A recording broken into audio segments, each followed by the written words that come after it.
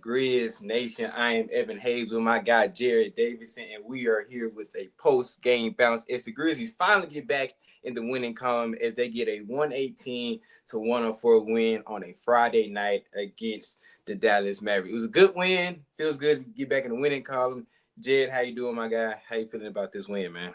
Man, we texted in the middle of the game, and you said you felt like it was a get right game, and I said Yes, it I with Luke did. this morning on the daily grind. And Yep. guess what? Dadgummit, get right game here tonight, and man, I'm so glad that they were able to finally just kind of get off this losing streak. I don't care if it was against a depleted Mavs team, but guess what? Game recap, it says it right there. Get right game. We're doing good. Right now, the best thing that's happening in Memphis right now. Yes, because right now, if y'all see me looking to the right of me, because I have the Memphis Tigers game going on right now, and they are currently down 28-17, almost at the end of the first half. So hopefully the Tigers can follow the suit of the Grizzlies and come out with a W. But going back to the Grizzlies, like you said, it was a get right game. It was a collective team effort from everyone. Of course, it started and ended with that man, Demetrius Jamel Morant, who seemed to have a heightened energy from the tip, JD, and and the team just followed from there. Yeah, exactly. I mean, you look in the first quarter alone. Let's see, I had the box score pulled up real quick. Let me go back to it. First quarter alone, outside the first half, Ja had 12 in the first quarter, and he had, where are my assist numbers? There they go. He had 12 and 5 in the first quarter alone. He came out and against, as we mentioned, a depleted front lineup for the Dallas Mavericks. Ja kind of, took it as he's going to, go hard in the paint. Evan, I texted you about this earlier too. Yes, they're down Anthony Davis and down their front court. Still started Daniel Gafford tonight. But the Mavs came in with the fifth lowest opponent shooting percentage inside the paint this year so far. So just to get points in the paint tonight, especially from Ja, that was a great sign of him being aggressive as well. I couldn't agree with you more, Jared. It's just when he got to the paint, he's seen to open up the whole offense. For the past few games, teams have been clogging the paint, and we have been having to go inside and out. But when Ja was able to get in the paint, he was able to open things up, and we shot very well from the field because of that. Right now, we shot 48% from the field, 41 for 85, 37% from three, which is not great, but it's better than what we've been doing. So so the fact that Ja was able to get inside the paint and get on those bigs early, it just opened up the rest of the offense. And we actually hit shots tonight, so that's we actually hit shots tonight. I think we still got out rebounded, which with a lot of that's from that fourth quarter, early in the fourth quarter, where we just decided to start chucking shots with everyone else and allowed them to get back into the game. But I mean, before that fourth quarter, we were winning the rebounding battle handily, and you mentioned it too. We were offensive rebounding very well as well. 100%. I believe it. I think BK said it in the first half. We held Dallas only one offensive rebound in the whole first half, which is great. And the total rebound numbers, we got out rebounded by 2, which 44-42 is kind of negligible at that point. And we had 7 offensive rebounds to Dallas's 8. So again, with a depleted front court, but hey, we have depleted front court as well. So if you can control the boards, hit your free throws, hit shots, it's a recipe for success. So I'm happy with what I saw tonight overall. Yeah, I'm happy with what I saw. I had something bookmarked. I'll go back to it, and then we can go wherever you want to go with this one. Let me go to my bookmarks real quick because I saw it during the second quarter, I believe. Oh, yeah, here it is. No, it's at halftime. Cedric Coward outdueled Cooper Flagg in that first half. Cedric in the first half, 12 points, 4 rebounds, 2 assists, shot 80% from the field. He was all over the place, and that's been the main topic of positivity in the 4-game losing streak. That man's just going to go out there and hoop. Ced is cementing himself as one of the best riggers in this class, and he continued his Rig of the Year campaign going against the number 1 overall draft pick and Cooper Flagg. Not just in the first half, the overall game. Cooper Flagg finished with 12.6 rebounds, 2 assists, 5 for 10 shooting, 1 for 4 from the 3-point line, 1 for 2 from the free throw line. I was going to say G.G. Jackson. Cedric Coward. He got in for a minute at the end of the game. We were talking about him. But Cedric Coward, 21 points, 9 rebounds, 4 assists, 7 for 10 from the field, 3 for 5 from 3, and perfect 4 for 4 from the free throw line. He's playing like a vet, even though he's only a rookie. He's playing like a 32-year-old instead of a 22-year-old. He's just going to hoop, man. I love what I see from Ced. We were talking about it off air. He just keeps cementing himself as a better argument to be in the starting lineup. We know Jalen Woods has had an up and down year so far, same thing with KCP, but Ced has been the bright spot. He continued to be that tonight. So said, is the people saying in the chat, I can't remember who said it, our rookie is better. I think it was Kadarius Tolliver. I'm going to put that on the stage if I can. I can't do it from my end. Yeah, no, I'm looking through here. I'm trying to star some as we get some questions because I do like to go back later. But yeah, no, said I like our rookie. And right now I don't want to pull the comparison game, but Desmond Bain also isn't playing the best right now. So even that trade is looking kind of good right now too. So yeah, like is looking real good. Here's the thing. I'm not gonna compare it simply because it's two completely different players and play styles. Sure. Yeah. But I do like that we got a rookie who can score at 3 levels. The mid-range jump shot looked really good tonight. He can cut off ball out.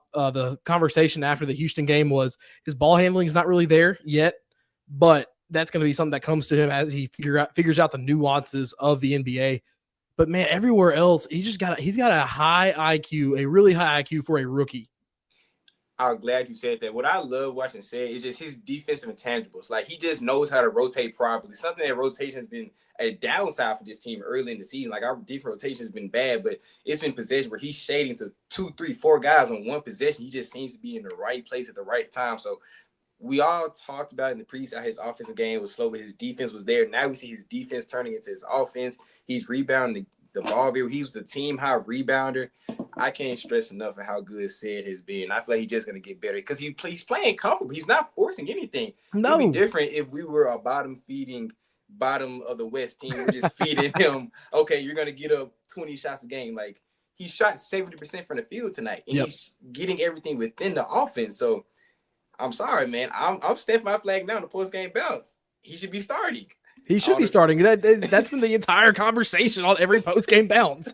I'm sorry, bro. Like, I don't know who we're going to take. I know my vote, even though I love Jalen, I would take Jalen out because I think KCP brings that veteran presence. He's been playing a little more consistent than Jalen.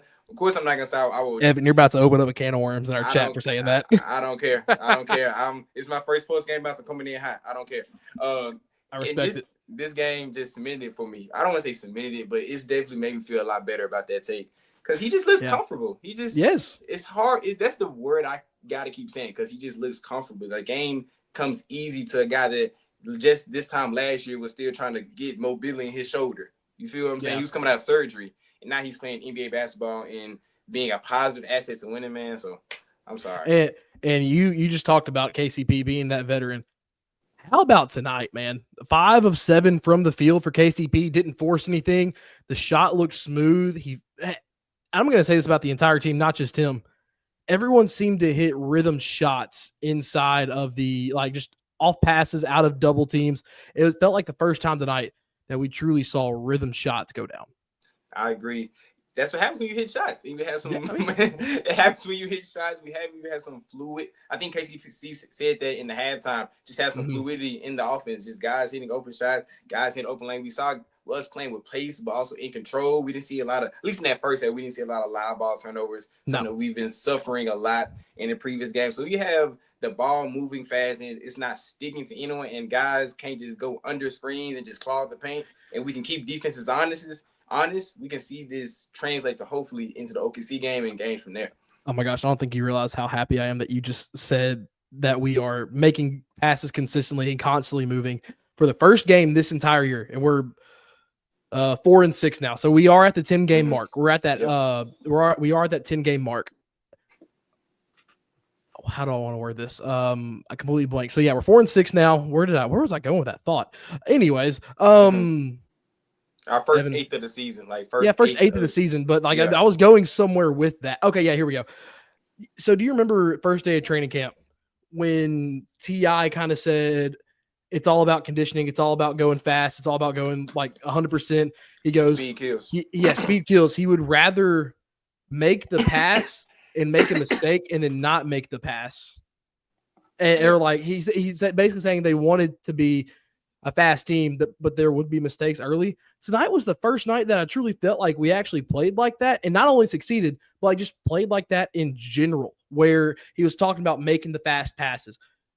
Like, we barely got deep into the shot clock at all tonight. It was the first time I truly saw a glimpse of his speed kills offense. I couldn't agree more. Like, I believe I looked at the stats a few days. I think we're top 5 in pace, but also like top 10 in turnovers. So the fact that those things are kind of correlating in the positive side during this game, like guys are making the first read and going with their first mind and leading to successful things on the basketball court. That's what we haven't seen. I had the team leading stats. I had the team stats pulled up earlier, so you're gonna make me pull them back up. Dadgummit. I could be wrong, but I know we were top in pace, but also like high. Oh yeah, we were top. No, I'm gonna have to go advanced here. Keep going. I'll find it. Yeah, but the fact that we guys making their first read when Ja was coming off the screens, he was finding open shooters. We saw Jaren being decisive going to the paint. Like he actually was able to manage double teams and not turn the ball over. Like guys were just playing decisive. Like when you hit shots, when you're moving off your first mind, when you're making the correct reads, teams would look like this against us when we play our system to the best of our ability. And that's something that we haven't seen. And yes, we have to put I won't say a caveat, but yes, Dallas don't have their top guys out there, but we don't either. We don't have some. No, we're still got 4 guys out right now. Yeah, we're 4th in pace, and really it's 103.4. So not entirely sure what the number means, but we're 4th in pace, right behind Washington, Portland, and Miami. So two of those teams who are just out there. Well, not Portland right now; they're actually playing really well. Yeah. But Washington, who is just out there playing pickup basketball, pretty much at this point. Pretty much, yeah. Yeah, we're top 4 in pace. I'll look for that turnover. I'll look for that turnover number real quick. You can probably go to team stats and find that pretty easy. Yeah, I'm on the team. Like I'm on the team leading stats. I just gotta find it. Here we go. Turnovers. Turnovers. The Memphis Grizzlies are actually 8th in turnovers per game. It's not bad. Yeah, actually 8th in turnovers per game with only 14.7. So I don't know why that seems like a lot more in my head. It seems like a lot more, but when you look at it, Boston's in the lead with only 11 turnovers per game. OKC is only 12 per game. So I guess in my head we have a lot of empty possessions that kind of count as turnovers. When we kind of get into the shot clock and throw grenades up, that kind of counts as turnover in my head, I guess. But it counts as it's a mental turnover. It's not it won't go down on the stat sheet. But I guess if there was a empty possession stats, which I'm sure somewhere deep down the rabbit hole there is, yeah, we're probably up there on that stat. Yeah, but we didn't see that tonight. Everyone did their part. I love what I saw from Santi. Santi's probably been, I won't say the MVP, but probably one of the most consistent players this so far. He had 16, 2 and 2. He didn't rebound like he did usually, but 5 for 12 from the field, 3% for 3. He had actually a 4-point play that he should have converted early. But he got it back when he benefited from a flagrant reckless closeout to make all of them. That is true. But also, it was one play that Santi did not throw the lob to say, and I was like, what are you doing? I know exactly what you're talking about. I was like, Santi, you selfish person. You got to trust it. Like, he can jump out the gym. We've seen he has athletic, probably outside of John, probably the most athletic guy on the team. But, 100%. That'll come with time. But I was like, Santi, you got to throw that mud, bro. You got to. Yeah. Let's see here. I did like this. JJ didn't play hot potato, especially, and I think where Wayno's coming from with that comment. I believe it's just like passing out of the double teams and being solid with the ball. I did like that from JJ tonight. Yeah, he worked decisively. Like I get he wasn't playing against the Anthony Davis tonight, but he has had trouble playing against double teams all year. And today when he saw him, he got out of him, found an open man. It just seemed like everybody played more comfortable, and we weren't overthinking the offense. We weren't overthinking the rotation. We weren't thinking about the noise. We weren't thinking about us people getting their shots. Like everybody worked on one accord. This is the first game I thought, probably outside that Pelicans game, where we looked like a well-oiled machine, top to bottom, both sides of the ball. I would say this is the best overall game best well-rounded game all year. The Pelicans game, the Pacers game, yes, was good. What's our other? Oh, the buzzer beater or the game winner against Phoenix. But tonight was the most complete game we saw, especially in the first half. Evan, we got out to a good first quarter for the first time in 10 games. That's the first time we've won the first quarter all year. Let me go back to the game stats. I have stat news up. Yeah, we won the first quarter 34-24. Yep. We have not done that all year. We actually came out with energy. We actually didn't come out dead for the first time in forever. Yeah, we won the first quarter 34-24, and we were consistently up by 10 in that first quarter the entire way. So we finally hit shots. We hit shots early. And I will say that KCP hit 2 big shots early in the game. I think he hit I think 3. I think 3 of his 5 shots came in. No, he only had 5 in the first quarter. So 2 of his shots came in that first quarter, but he hit them and they were smooth. One was a 3, one was a mid-range. And I think when you have KCP hitting shots early, this team's going to be good. Yeah, he played in rhythm and he kept the defense honest. That's why you saw guys like John Jaren getting going early. And I'm sorry I have to do a quick Pause. We are currently down Yeah. 35-17. I just saw that. Wow. 35-17? Yes, they scored again. There's 45 seconds left in the first half. Hold up. That's the first half? Yes, it is. Hey, hang on 1 second. We're Grizzlies fans here. It's Bluff City Media. And like Bluff City's, nickname for Memphis. This is a Memphis Grizzlies podcast. So yeah, we are not Mavs fans. If you want to troll Dallas fans, I'm sure they have something similar to this somewhere out on the web. But this is a Memphis Grizzlies organization. This is a Memphis Grizzlies podcast. And Evan, speaking of Memphis Grizzlies podcast, real quick, we're gonna give the daily rundown. I'm gonna take over for a split second. 3 daily shows, the daily grind every Monday through Friday at 7:30 or 7:25, whenever Luke decides to start. It's always mixed up. We got the $2 Sports Show every weekday at 11 o'clock, and then the Anthony Sane Show every weekday at 1 p.m. on the YouTube, on Bluff City Media, and on Twitter, on Facebook, wherever you find it. The YouTube comments is where everything pops off, though. We have a lot of weekly shows, including Evan Hayes' No Bluffing podcast every Monday. That you're hosting that with Xavier Dotson right now?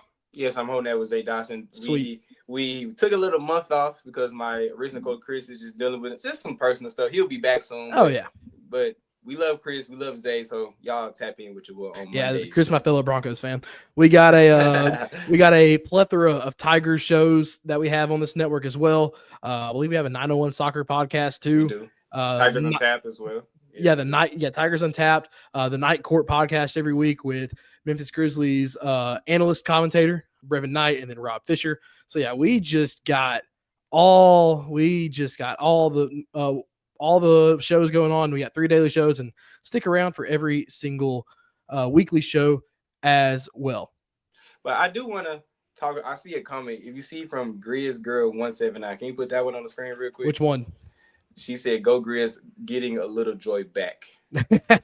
I want to talk about this. Okay. I know you haven't gotten a chance to. Y'all talked a little bit about it on Monday, but we haven't gotten the full breakdown since the other fallout. Yes. If y'all been living under a rock, the past week, I hope my Wi-Fi doesn't want to trip out right now. Oh, you're good right now. The past week, it has been very dog days for the Memphis Grizzlies franchise and the Memphis Grizzlies fans. Of course, dog days is polite. Yes, of course. Last Friday, we played the Los Angeles Lakers. That we were up at halftime, and then we ended up losing that ball game. And allegedly, not allegedly so more, but Ja Morant and Coach Tomas. Say there's a lot of reports that's no longer allegedly. Not really allegedly anymore. But Coach Tomas Isla and Ja Morant got into a altercation, not physical, but verbal altercation in the locker room that led to Ja Morant being suspended the game after detrimental comments in the post-game show. And just ever since then, on this losing streak, the Grizzlies have not looked right. No. Ja Morant's body language has been bad. The whole team body language has been bad. Outside, like Cedric Howard and Cam Spencer, like they've been like in Jock Lundell, they've been the only 3 guys that's like seeing like they want to hoop. But tonight, the energy seemed different. There was reports about Drew Hill that Ja seemed to be more engaged in warm-ups. He seemed to be talking to his teammates more. He talked to Coach more. There were reports that him and Coach have not been talking for the past few days. Talking at all. So even from the tip, it was reports that Ja looks better, and you see he came out on fire, and it just the head followed after that. He did, and I do want to talk about this too because, yes, the substitution patterns didn't change a whole lot. I will say there were some. I will say that some things looked better minutes distribution wise early in the game. Ja and Jaren both played 9 minutes in the first quarter, which puts them on track to play 36 in a game. Now, granted, the game got to blowout portion. You're not going to get to 36 a game. But Ja didn't come out in that first quarter until 4 minutes left, I believe, and then came back in for like the last minute and a half. Yeah, I believe he came because I know the first set subs of the game was Said and Santi. It's Said and Santi. It's that combo. And then Ja went out when Cam came in. No, Vince came in. Yeah. At 5, and then he came back in for Cam at a minute and a half. So yes, that is correct. So yes, Ja. It seemed like whatever they talked about that led to Ja get more minutes, and this seemed to be a direct correlation to the energy he was playing. Where he seemed to get into a rhythm early. And he had 5 assists in the first quarter. You mentioned before he got his teammates involved first, got his shot going, and just everybody followed suit after him. And I mentioned this on our networks this past week. He got some contact layups to fall against Houston, the ones that weren't falling for him in the likes of the Lakers game. Obviously not Toronto because he wasn't there. And then Detroit, he didn't get those to fall. Got a few of those to fall against Houston, which I think, in my opinion, kind of poured into that. As like he's getting some of that confidence back. And then tonight, obviously playing a little bit happier, a little bit freer. And it's just, it translated very well. As you mentioned, he had 12 and 5 in the first quarter. And then had a double-double before halftime. First time in his career, might I add, having a double-double before half. It's kind of weird to say being that Ja Morant is so good at facilitating that basketball. Is crazy. Yeah, and he's in year 7. But anyway, and you also didn't mention how he gave DeAndre Russell a too small symbol. I had that bookmarked. I sent it to you. And I told you, as soon as I sent it to you, I said, when Ja's doing this in the first quarter, the vibes are back. Yes, 100%. Yeah. And it wasn't the traditional, like, he squatted low to the too small. No, he turned around as he's running back down the court and did this eye contact to D'Lo. And I'm like, that's more disrespectful than the palm to the ground. And so, like, man, that's when he's doing stuff like that, when he's in his element like he was tonight, you're gonna get prime Ja. The shooting still wasn't there tonight. Shot 7 of 20. But dadgummit, he did enough work in the first half to where we kind of coasted late third quarter, early fourth quarter, lost our pace a little bit, and Dallas had a chance to make it interesting. But give me, against Oklahoma City, which we'll touch on here later, give me a full 48 of that energy in the first half. Who knows? We could be talking about a really close game, or maybe even a little bit of an upset on Sunday. I'm going to say this because I have supreme confidence in Ja Morant because I genuinely think he's a top 10 talent in the league. When he's playing to the best of his ability and playing with energy, because as much as we love or you don't like Ja, he plays with the heart of his sleeve. Like, you're going to know exactly how Ja is feeling game in and game out. If he's high, you're going to tell he's high. If he's low, he's low. For some reason tonight, I don't know if his dad talked to him. I don't know if my boy D Walker talked to him. I don't know if T.I. talked to him. Somebody got his like, go out and go hoop. And he played with that energy tonight. So when he plays like that, I like our chance against anybody. Just because I believe he's that dang good. Going back to the Ja Morant having a double-double in the first half, you're telling me this man has a career high in the NBA of 17 assists and did not have a double-double in the first half in that game? That's wild. Yeah, I had to look up his career high real quick just to confirm that. That is insane to me.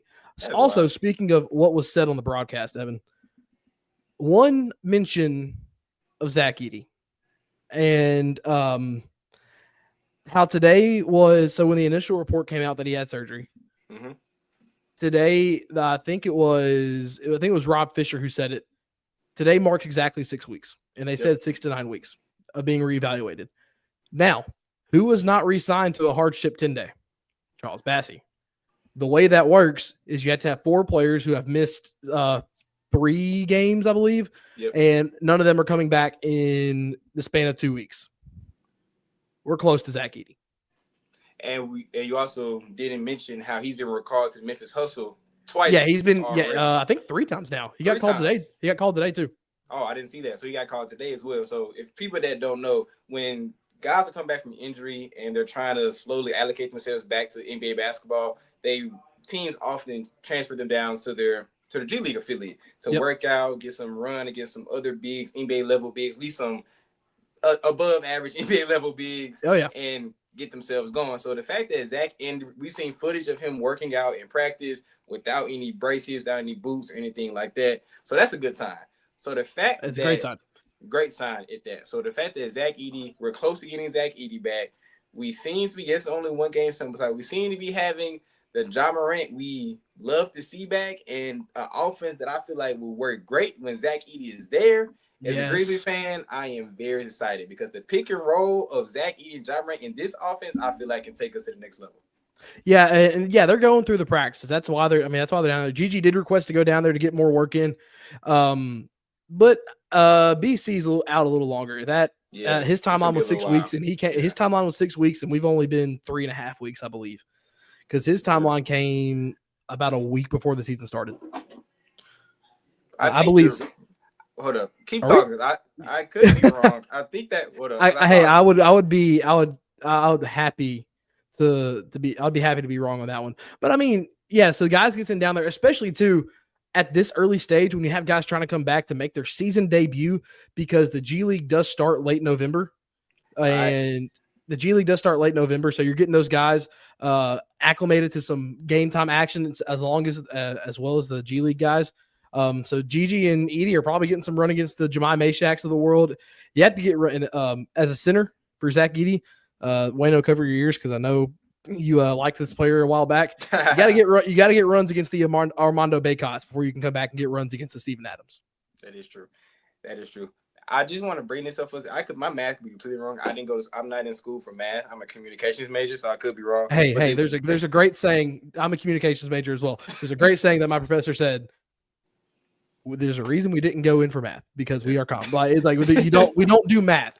Now, granted, as a broadcaster, you got to learn to do math on the fly. A little bit. But you don't like way back math. No, we don't do that.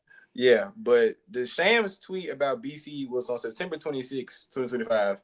And that was, I think that was 6 weeks ago. But hey, let me do my math. Gosh, dang it, Evan. You got me. Where's Twitter? I just found the tweet. It was on September 26th.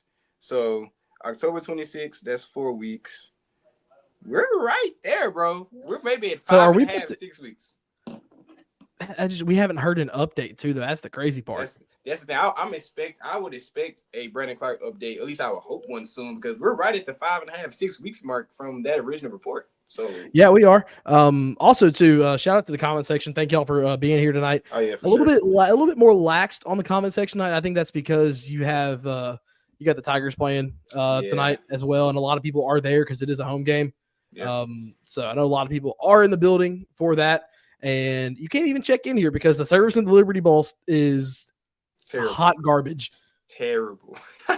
As much as I love my city, I love the Memphis Tigers. We need to. I know we're doing the renovations for the Liberty Bowl, Liberty Hole, but we need to get the Wi-Fi up because you can't make a call in there at all.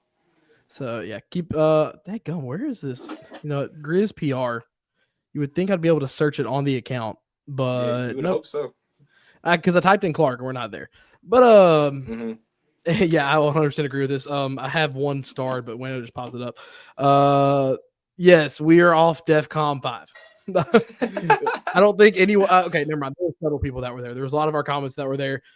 You heard about 15 different takes from everybody on the network that had essentially it was rooted in the same take, but it was all different causes. But for now, hey, winning cures all, and you got to win in a spot you really needed one. Yeah, this is a must win. This this is our first NBA Cup win ever. Second, we are now 2-8. Second, we're at 2-8. Yeah, so that's beat. It was was the first year of the Cup the year that Ja was suspended for 25 games. Yeah.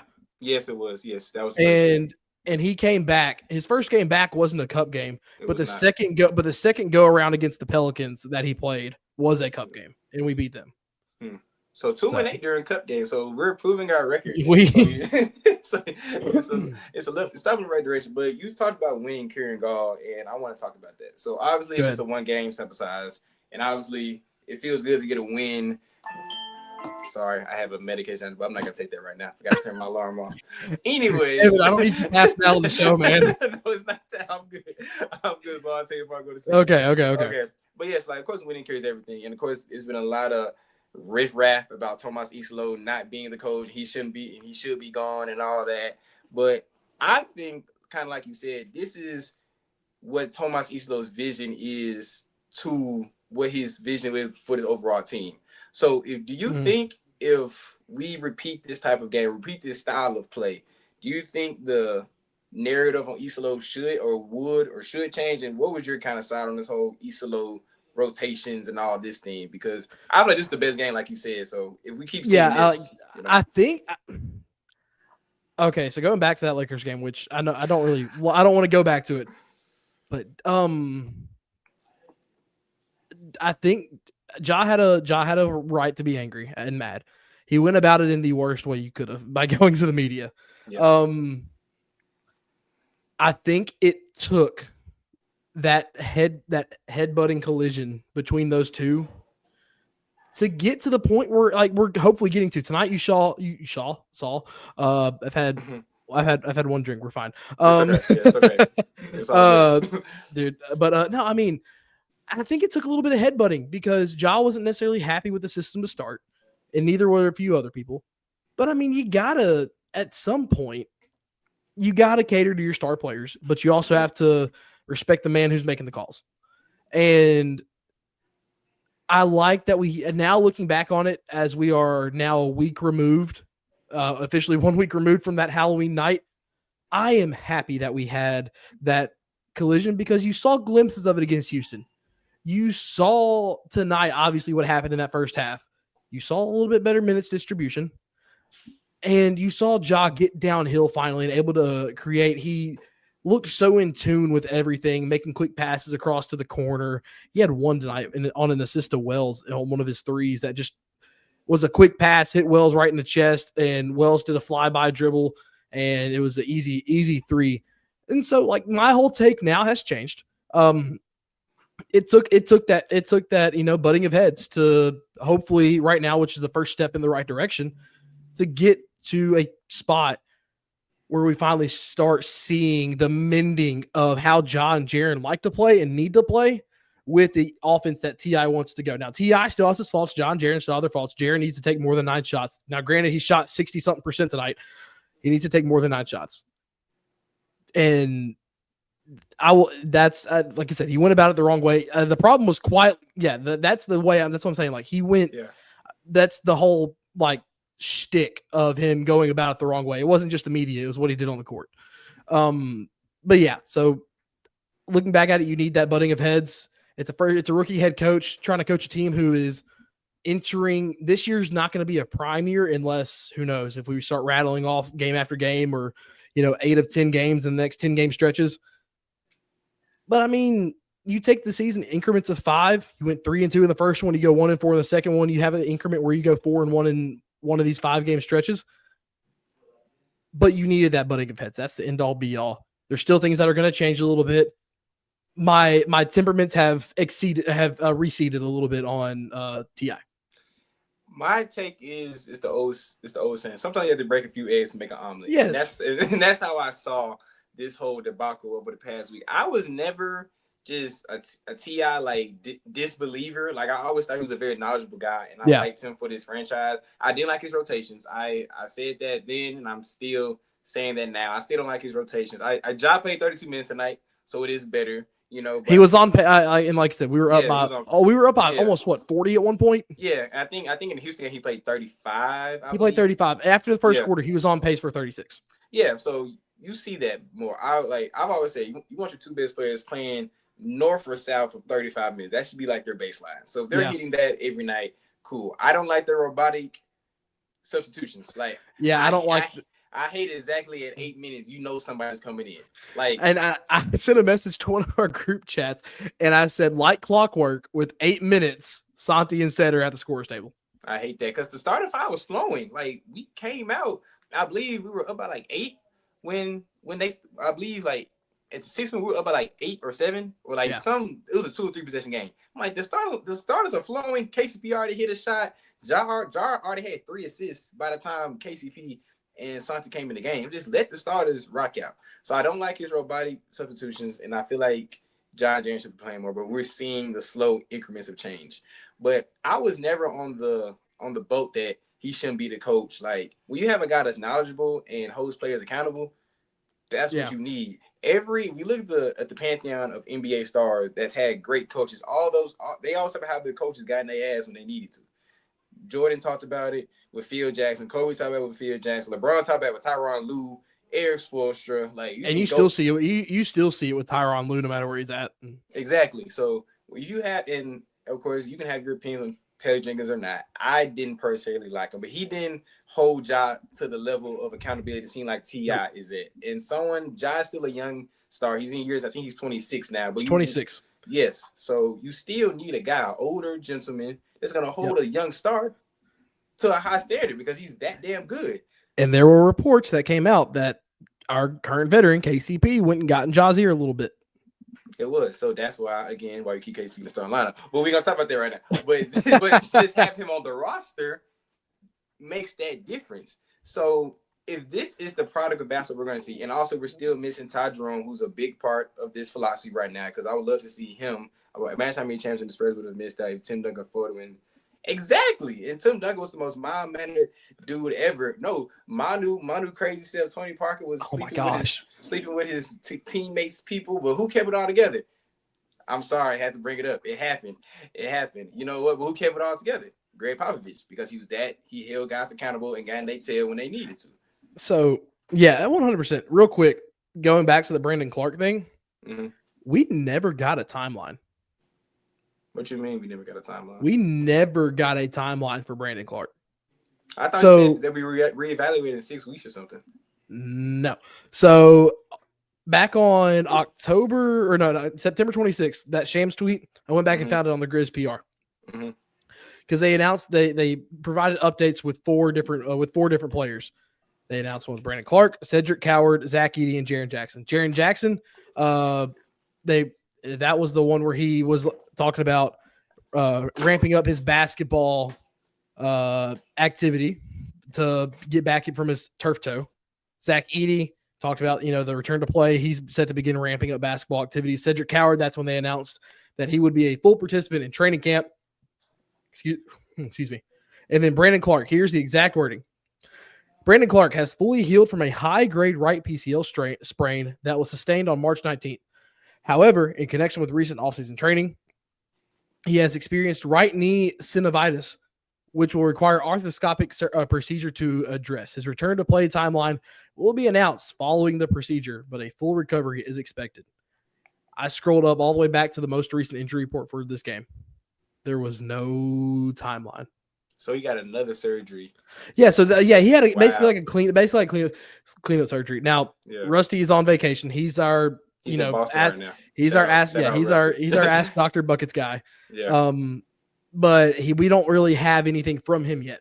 So like I said, I've scrolled everything. Usually you'll see the Memphis Grizzlies announce the following medical update for certain players. They did it with Jerome. They did it with Pip. Scrolling all the way through. I'm back at October 29th. Back at Halloween. That's the tweet I'm gonna scoot by right now. Because we're past that. We're a week past that now. But yeah, no. Status update. No, that's the recall. Yeah, there was no timeline given of Brandon Clark. Well, so that changes some things. That's why I think we're closer to Edey than BC being back. We don't really know when BC's going to be back now because initially it seemed like 6 to 8 weeks. So who knows? My prediction was, and I feel like it stays the same, that we're going to get Jerome and Edey back by Christmas. That's my. I was thinking like Thanksgiving. You think both of them back by? Not by Thanksgiving. I think Edey is back around either right before Thanksgiving or right after Thanksgiving. I think Jerome is back in that. I think Jerome is going to be back that like first or second week of December. So I'm going to pull up the schedule right now. See how many games that is until then. Even though we won tonight, it's an abysmal schedule coming up. It's an abysmal schedule coming up. Have fun looking at that thing. I looked at it. We looked at it on Thursday. Okay, so right now it's November. Next game is November 9th on Sunday. So we got Thunder, Knicks, Celtics, Cavs, Spurs, Kings, Mavs again, Nuggets, Pels, Clippers, Kings, Spurs, Clippers, Trailblazers. So December 7th is we have a 10-day break because that's like the whole NBA Cup, Yeah, that's it's not a real. I don't think it's an actual break because even though the 8 teams that make it to the like semifinal or quarterfinal semis and finals, they schedule replacement games. Yeah, they gotta make those up. Yeah, because that's how we ended up playing Detroit 3 times in a season 2 years ago. Yeah, even though they're an East opponent. Yeah, but So there'll be a game or two scheduled in there. I just want to go to like when games are scheduled. So December 7th. Yes. So that's how many games from now? There's 1, 2, 3, 4, 5, 6, 7, 8, 9, 10, 11, 12, 13, 14 games. And we're 10 games in, so 24 games. If if we get both of those back by December 7th and we go 12 and 12, well, no, 13 and 11, I'll be happy with that. Or 14 and 10, 14 and 10, yep. I'll be happy with that. So the Ty Jerome timeline, they said he'll be reevaluated in 4 weeks. So he was diagnosed with a high-grade right calf strain, but that was the preseason game against Miami. But if you notice, when they were back in Memphis the day after, a picture came out. I think it was from DeMichael, who had a picture is in there. You already saw Jerome. Now, granted, it was a little bit less weight bearing, but it was one of those machines where you like put on this kind of like overall style thing. You like put on pants to get on a treadmill, pretty much, in this kind of bubble thing. Yeah, I've been on one of those. He was already walking. He was already doing some like. Now, granted, it takes some of the weight off still. Yeah, but that was a good sign. So 4 weeks. This was on October 20th. This was on Monday, October 20th. He'll be reevaluated in 4 weeks. The 4 week mark will be a week from this upcoming Monday on November 17th. And there's also been footage at practice of him in full basketball shoes. Yeah, and he did in one of the games, I believe it was either Los Angeles or Detroit, where he was dribbling on the court and doing like, drills and stuff before like in pregame shoot around. Like I said around Thanksgiving, because it kind of lines up with the reevaluation mark of being a week from Monday on November 17th. Yeah. So we could be close to getting, I think, the 2 biggest missing pieces out. And with those 2 missing pieces in the lineup, I feel like that really opened up this team even more, because we have our best screener and our best rebounder, 2 of the things that we've been pretty bad at, creating separation on screens and rebounding the ball. So we get those back. And when Ja comes out the game, no disrespect to Vince Williams and Cam Spencer and Cedric Howard, we have actually a real ball handler in the game that can run. Hey, I have been thoroughly impressed with Vince getting those backup point guard minutes. He has been played well, but who'd rather have the ball in his hands? Ty Jerome? Oh, I would rather have Ty Jerome. I'd rather have Ty Jerome with the ball in his hands 100%. Exactly. But I'm saying, like, with his kind of emergence of, a little bit of ball handling here and there, you add Ty Jerome into that. Hey, you eventually get said into the starting lineup. No matter which one comes off, if it's Jalen that comes off or KCP, you're looking at a bench unit of Wells/KCP. Interchange those 2. Yep. Ty Jerome, Santi. Then you finally bring Vince and Jock back off, and then spot minutes. Cam Spencer, who has been shooting really well. That's the only guy who I really hope don't get lost in the shuffle, because Cam has been playing very well. He's like, we signed him to be an end of the bench game or into the bench player, but he, in this whole injury riddled start of the season, I think he's played himself into some more minutes, as T.I. has constantly played 10 guys through the first 10 games. I think you may bump it to 11, and I think you just go based off matchup wise. I really do. Like, you maybe one night you don't need necessarily what Vince brings. You need a little bit better shooting, because Cam is so much better off ball shooting. Yeah. So I think you kind of play that matchup game a little bit with Cam. Right now, Cam Spencer on the season averaging 9.1 points, 3.2 assists on dang near 90% from the free throw line at 88.2, 47.7% from the 3-point line, and 42.6% from the field. So just having floor space on the floor. Like, I know we won't see it a lot, but having Jerome and Cam to be able to space the floor, I feel like that could open this offense up a lot more as well. Oh yeah. So this was brought up earlier today in Saints show. It was a talk. I'm going to ask you this question. Mm-hmm. Each team has played about 10 games now. Yep. Well, this is coming into tonight's game. So before this game tonight, coming into tonight's game, how many 3-pointers do you think, without looking, have Luke Kennard for the Atlanta Hawks and Cam Spencer for your Memphis Grizzlies have made this year? Like in totality, 10 games? Yes, totality. Coming into tonight. I'm trying to I listed Cam Spencer. I would say Cam's probably under 30, and okay, I'll give you a hint. They're both under 30. Okay, so I think Cam is between 20 and 30. I'd be like Luke is probably like between 10 and 15, probably. You're on it. Coming into tonight, okay. Cam Spencer made 21 threes on while with playing 12 minutes per game. Luke Kennard, before tonight's games, which I think the Hawks played tonight, made 10 threes in 25 minutes per game. I was dang near exact right. You were almost right on it. That's crazy. Because it got brought up in conversation today with Sane and Kenny. They asked, and Chris was in the comments too. It got asked, and I was like, I'm curious. I like numbers, being a sports broadcaster and media person, especially for high school, because numbers are very hard to come by, especially when you cover high school sports. Yes, it is. So when I went and saw that, I was like, this is why we got rid of Luke. Cam will actually shoot the ball, because I think Luke is averaging only 3 3-pointers per game. Cam's averaging 6 attempts. And also, Cam plays better defense. Cam plays Cam's not a cone. He's not a cone on defense, and he actually moves without the ball way better. He can attack mid-range, because Luke Kennard did not shoot mid-range shots, if y'all remember. He very seldomly shot mid-range shots. It was a few times tonight and over the previous game where Cam would get to the mid-range, shoot a little curl jumper, and keep it moving. And also, I believe he's a better ball handler. So we got Luke Kennard on a better contract. I still don't want Cam handling the ball. He's still better than Luke. Hey, all right. He's better than Luke, but you saw it in that Toronto game. We do not need Cam Spencer. It's a sole ball handler. No, it's a sole ball handler. No, he's so much better off ball. Yes, he's a good off ball handler and can create off the dribble. Yes, but I don't want Cam Spencer to bring the ball up the court. No, we do not need that. No, we don't need that at all. Okay, so back to tonight's game. Because we're still here. Let's see. Going back to the game stats, I want to look at the third quarter. Okay. Memphis came out kind of coasting in the second half. They played almost dead even with Dallas in the third. And then the fourth quarter, where things started to get a little bit closer. Into the third quarter, things started to get closer. But in the fourth, we kind of coasted a little bit. And I know we were up huge, but Dallas got that game down to 13 points at one point. They did.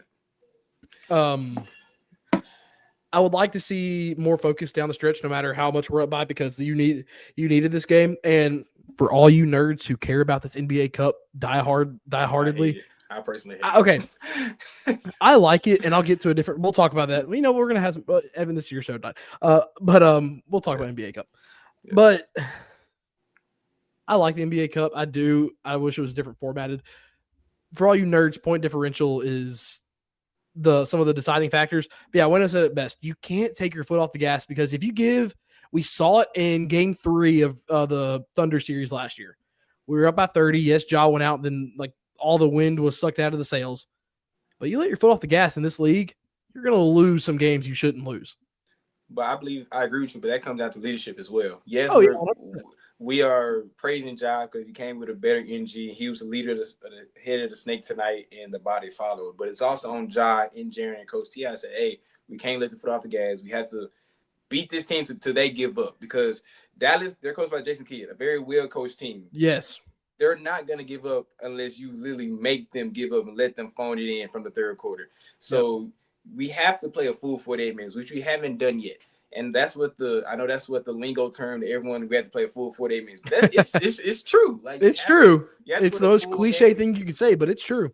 And if we want to be a playoff team and want to be a competitive team in the Western Conference, is when we run into the OKCs and the San Antonios and all these other teams that's going to be good, we have to put a full 48 minutes together and control we control. I feel like courtside just said that. Control we control. That's Wayno, baby. Yeah. Oh, there's Wayno. Oh, what's up, Wayno? I ain't know that was YouTube had an update where they put all the comments back to their actual handles, not the name. Oh, that's terrible. What's up, Wayno? I bet it's like 3 o'clock in Australia right now. He's in tomorrow. I think he's at work.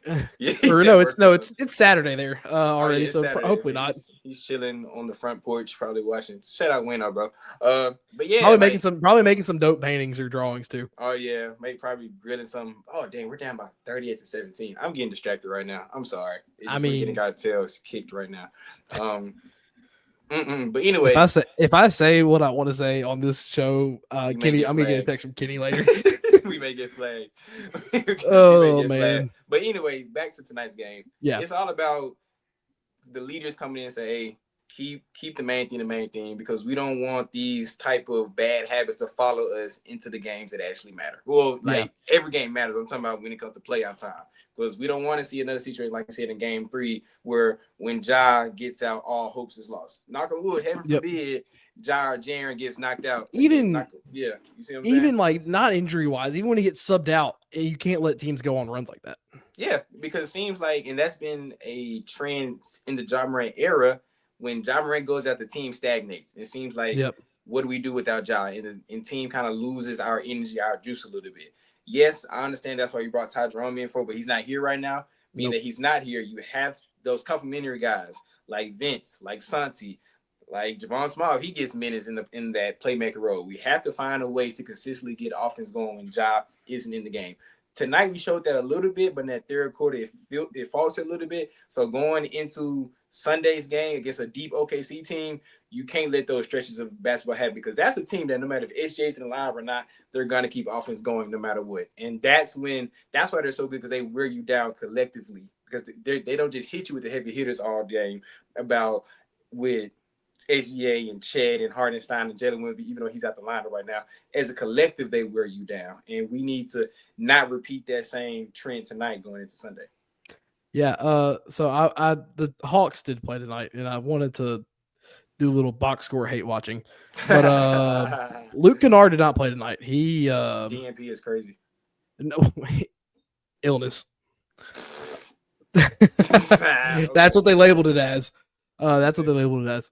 But I was looking at being an NBA Cup. I was looking up the NBA Cup standings and games that have been played tonight. I'm trying to look at our group right now. Are the Clippers playing tonight? I do not believe so. The Lakers are off tonight. Yes. The Pelicans, are they off tonight too? Were we the only one from our group that played tonight? Sounds about right. No, we beat Dallas, obviously. It's our group. But so right now we're 1-1 and currently have the best point differential, which is a tiebreaker. But we're behind LA. We're behind both LA teams. Evan, I like the NBA Cup. I wish they would take it into like a segmented. Let's see. There's 8 teams total that get in to the final. So it's quarters, semis, and a championship game. So there's 3 games there. You have 4 games. You can play 9 games in 2 weeks, right? Yeah, you can play 2.5. 2.5, yeah. Yeah, go 2.5. Take a 2.5 week stretch of the season. Like, take a 2.5 week stretch of the season, whether you do that, before Christmas or do it pre All-Star break. But like, I think November would be a great stretch to do the entire cup. Take it 2.5 weeks, play all 9 games, and have it done there, because then you get a whole 2.5 weeks dedicated to competitive basketball. NBA players like something to fight for. They like something to play for. You give them 2.5 weeks of just strictly NBA Cup games. I think it would get such a better reputation than it does now. Yeah, I like that idea. And because right now the NBA Cup seems like you're just throwing games together just randomly throughout the fall, just saying, hey, these games suddenly matter more now, and they don't. Yeah. Hey, Memphis and Houston. Y'all don't matter as much on Wednesday, but Dallas and Memphis on Friday, that's even more. Like, so yeah. I feel like, and that's what Adam Silver, that's his job, to literally make things better about the NBA. Like, and he's done everything but that. But that's a whole different concept for a different day. We could have a whole other hour show on that. Oh my God. What Bluff City Media thinks about Adam Silver. Make that the title. Anyway. But yeah, like, I definitely think streamlining it a little bit, just to one month. It's just like how it's March Madness. I know it's different. I know it's collegiate basketball, but just having November is NBA Cup time, so teams can look forward to that, strengthen their schedule around that. 3 weekends in March Madness. You have 2 weekends. Well, yeah, you can stretch it 2 weekends, 2.5. You do 2.5 weeks. Started on a Wednesday, ended on a Sunday, and then just like that, you can crown an NBA Cup champion, have the whole celebrate, get the $500K for everybody. And then you can, if you're in the NBA, you can start all the advertisement for Christmas games, because then out of November, we right here. Put us in the association's office right now. Adam Silver, call me and my boy Jared, bro. Yeah, this is completely unrelated, but we was talking about hate watching. Even though I don't hate the Magic and Desmond Bain, he had his best game as a Magic tonight. Hey, that's a potential draft pick. It's a hate watch. Oh yeah, that is true. He had 22 tonight, and they beat the depleted Boston Celtics 123-120. And Desmond Bain had 22 points, 6 rebounds, and 7 assists. on 40% from three and 53% from the field. So I know he hasn't been playing well, but shout out Des Bane. Before tonight, he was averaging like 7 points in his last 3 games. Yeah, on the season, he's only averaging 14 on the season, 3.9 rebounds and 3.5 assists on 40% from the field. So, but he seemed to get it together tonight. I know this isn't a Magic podcast, but how have you thought? Like, what have you thought about if you got a chance to look about how Des has been playing so far? Because I know it's so many things going on. I mean, I think he's played before that 3-game stretch. I think he's played fine, but overall, as a whole, like Magic team, it's still a lack of a ball handler and lack of defense really this year, which kind of shocked me. They were like dead last in several defensive categories before this past week. Yeah, and that's the problem. We have guys like Jalen Suggs, who's an athlete, Paulo, who's an athlete. Suggs isn't even playing right now. I think he's still hurt. Suggs? I thought he was. Wow, I clearly have been watching. I could be completely wrong on that, so don't entirely quote me. Oh my gosh, I almost just closed the StreamYard tab. Oh, let's not do that now. Let's not do that. Let me look at the box score tonight. Imagine having no willing passers. That's also. That's true. That's very true. Yeah. They got Paulo, Franz, Wendell. Yeah, Suggs started tonight. That's what I thought. Okay, I'm crazy. I'm crazy. I thought he started tonight. Yeah, 14. I know he was. Yeah, okay, never mind. Disregard that. Yeah, and also Tyus Jones is like a shell of himself as well. Tyus' best season came with Memphis. Oh, yeah, same with Dylan Brooks. Tyus is currently averaging 2.5 points, 1 rebound, 1.4 assists on the season. Yeah. That's not great. But any other potential hate watches tonight? Phoenix is off tonight. Phoenix is off, yeah. Was Washington playing tonight? OKC's playing right now. Yeah, it's not a.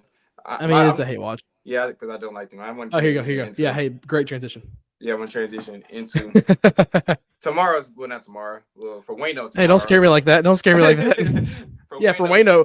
Well, actually, for Wayno, would it be Monday technically because it's like 3 a.m. when that game? No, who knows? Time zones are complicated. Anyway, Sunday we are playing the defending champions, Oklahoma City Thunder. Right now, OKC is 8-1 on the season, playing just as good as an NBA champion should play going into. And they're not even fully healthy. And right now, they are currently up on the Sacramento Kings, 73-61 on the road. So obviously, they knocked us out the playoffs last year. Obviously, they're playing great right now. You know what jokes are about to come on Sunday, right? What jokes are you talking about? So if Ja has a bad game, you know the jokes are gonna be like, oh wait, but Ja had us figured out, right? Yeah, you know those jokes are coming. Yeah, the whole and OKC fans are insufferable on Twitter, bro. Oh my gosh, they are. I'm friends with one that lives here in Martin, so. I don't want to meet him. I don't want to ever meet that man. I bet he's insufferable to be around sometimes.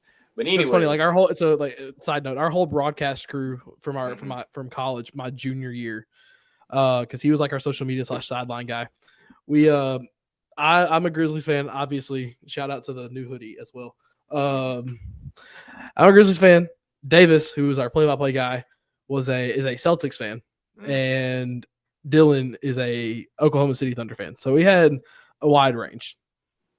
Being that I'm in a college booth right now with very different personalities, I bet that was pretty interesting it's cool. You get different perspectives across the league. Yeah, it is about that. But anyway, what are your thoughts going into OKC's game, and what is your kind of matchups in your head going into that game? Oh man. You know what I would love for? I know it's probably not going to happen yet, but I'd love for when they release the injury report tomorrow for the game.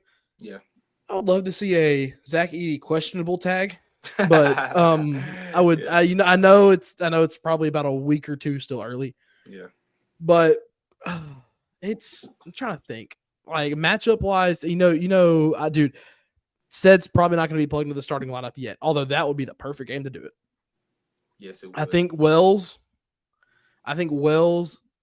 gets handed the SGA matchup to start. Wells has been playing good defense this year. I really like that one.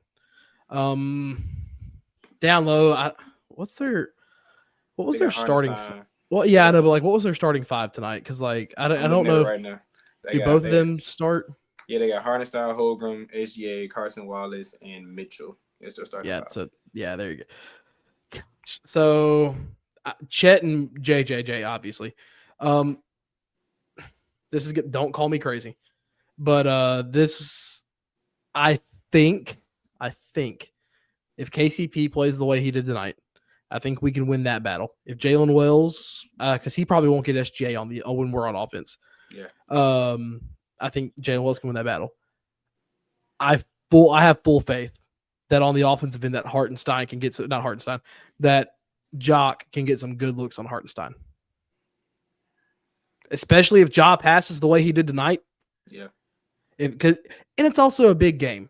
It's a big game where we're past our whatever you want to call it last week in a big game where we were up by 14 and then we saw what happened. Ja likes to get up for games like these. Ja loves, and especially with how he played tonight, we could see our first huge. I'm not gonna say huge because Ja already has a 30 bomb this year. But I think we can see our first 30-point, 10 assists, double tonight or on Sunday. I really think that Ja probably is still mad from the way things ended last year as well.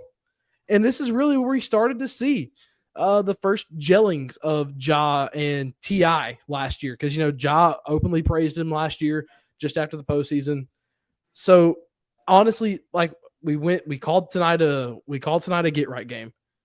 This is where we can really turn things into, hey, we might have our downs on a roller coaster here in Memphis as a Grizzlies organization, but dadgummit, we're not going to come out without a fight. I can see that going into this game. I agree with everything that you said. My only thing is about the Jock. It's the Jock Bigs thing. That's the only thing I'm kind of scared of. I said offensive end. I'm nervous on the defensive end about that part. In this game, it's going to come down to us defending the 3-point line because OKC kills us from the 3-point line every single time we play them and rebound. And I'm putting your foot play back on Ludo. Oh, jeez. I can't. You know what? I love the energy. I can't say Dort hasn't even played tonight. Yeah, Dort, he has a DNP. He has a DNP right now. Maybe him and the coach got some beef. Anyway, it's gonna come down to rebounding and defending the 3-point line. If we do those two things properly and don't let Hardenstein and Holgram kill us on the boards, I feel like we got a chance at this game. Yeah. I think we have a real deep chance. I'm looking at their bench right now, outside of because Isaiah Joe, he can kill you from the outside. Caruso's gonna be Caruso. Jay Will, I'm not really too worried about him. I got slandered for a Caruso take earlier today, but that's besides the point. We're not going to talk about it then. There's no point talking about it. But, yeah, it's just going to come down to rebounding the ball, defending 3-point line, and those non-Ja minutes, those non-Ja and Jeremy. We have to manage those properly. If there's any game for Ja to play plus 35 minutes, it's this game right here. Because we know, like you said, he doesn't like OKC. He don't like teams that boot him out the playoffs, number one. So that's already one check. He feel like OKC stole our swag a few years ago. That's another check. And 3, I know deep down Ja thinks he's just as good as SGA. That's 3 checks right there on the box. So that's what I really want to see. Honestly, if there's a game that said wins the starting job after a game, it'll be this one. Because if Jalen doesn't play well on both ends of it, because he's going to defend. But if he's going to defend. Yeah, but if it's clear that Sid is giving more on the offense side and giving just as good as a job on Shea as Jalen on the defense side, I feel like I can see the change after this game, no matter win or loss. Because Sid is doing everything offensively. Not everything, but in his role, he's doing everything. So if he can play, and he can guard 1 through 3. So if he's guarding guys like Shea and Wallace and Caruso very well, that would be great. Because I think we're going to throw Shea. I know we're going to throw Jalen and Shea, Sid and Vince. We gotta throw these 3 guys at him. So, and Ja gotta be Ja. So if Ja can give us, what did you just share to me? I feel it's gonna be I don't know if I can share my screen right now, but I just saw the funniest tweet. Oh, the man that's up at the Grizz for us. You could probably figure out a way to share your screen. That's funny. We're already an hour in. We'll save that for Sunday. Yes. But yeah, I feel like if we defend the 3-point line, rebound the ball, contain Shea and Ja be Ja, I feel like we have a good chance of winning that game, especially at home. The form should be rocking. It's a weekend game. I feel like we got a good chance if we come and play like we did tonight. Is that game? I know it's on Sunday, obviously, but is that It's probably a midday tip, probably. probably like a 5 o'clock tip? That's usually when our Sunday games are. Yeah. Oh, teams, Grizzlies. I have my phones on Twitter right now because I'm trying to find some, stats and quotes before we hang this thing up for the night. DeMichael probably says something. Yeah, so I'm trying to look for DeMichael. 5 p.m. Central Standard Time, in God's time zone. Yeah, no, I'm looking through here. Sean Coleman earlier tonight, about an hour ago, right when we started. Players in NBA history to produce 150 plus points, 50 plus rebounds, 25 plus assists, and 10 plus steals, and an above 57.5% true shooting in their first 10 NBA career games. Grant Hill, Magic Johnson, Michael Jordan, and can you name me that fourth? Cedric Michael Jeffrey Jordan Coward. And I found it funny. BK fed into it tonight because he was like, he's hit the mid range. We're at the 23 with the ball. Pete, I was like, BK, don't do it. That's like BK. I know, Pete. Yeah, Pete goes, yeah, I'm not gonna say it. And then DeMichael tweeted, and I said, man, he already alluded to it. Yes, because DeMichael was in the building. He's not listening to the broadcast. It was like Pete alluded to that so fast. Yeah. Wait, okay, I'm on my For You tab. What? Twitter, stop it. Here we go. DeMichael, where are we at? He didn't really DeMichael. Yeah, he did say about. He said Jalen Wills went to the practice court and took 500 shots. Yeah, after the last game. Rockets. Yeah, and he did trying to see if a little better tonight. Yeah, I mean he shot 3-3 last game as well. He shot a little better tonight. It's gonna be a steady improvement from Wells. Let's see if Mike Wallace has anything. He usually gets a few good videos in the media scrum post game. Oh man. Yeah, here we go. Here's the first one. Everybody bought in tremendously to what we need to do. That's from Cedric Coward on how I've been able to learn and build on the past week. I have a good quote by Drew Hill. Go ahead. This was Drew Hill tweeted an hour ago right when we started. Jaren hugs Islo coming off the court and says, "Now that I know where I'm running, I know where the F is going. I know what the F is going." And they laughed it out. So, like you said earlier, it seems like we're getting to some sort of a breakthrough between Ja and Jaren. It seems like they're trying to get on the same page now. So, I really think that this past week has been those two, especially working with T.I. and just coming to a happy medium. Mm-hmm. And hopefully T.I. is, kind of letting his like stonewall guard down. And same thing with John Jaren. You got to get to a middle ground. Josh said it's great to get back in the win column. Hey, a season high 13 assists tonight too. Love that. You love that. And we're going to need that because, OKC's game plan will be number one, stopping Ja and going under every screen and sending blitzes at him and sending two off of every ball screen. So for this team to be successful against Sunday, Ja's going to have to facilitate the ball, and guys need to hit shots. Everything looks better when guys are hitting shots. So we're hitting shots. Also, everything looks better when you start great. That was the first words T.I. said in his presser. Yes. Of course, if we do all that, we will get a W. At least get a I'll be happy with a competitive game. Of course, I'll be happy with the win, but if we play them strong, I'll be more than happy with that. If we play them strong, it gives me confidence before that last – let's see. It gives me confidence before that last game of the no, we're already on the road. Have we already played? Yeah, this game will be Oklahoma City will be our last game of the homestand. Even if we lose, like you said, Memphis score. I'm trying because – Maiden just rolled out to the right on a QB scramble. Did they take Belu out? Yeah, they took. Did he get it? If you ask me, that's a touchdown, but they haven't called it yet. That's what happens when they play on the same night. Dang it, he's short. Dang it, he did get popped though.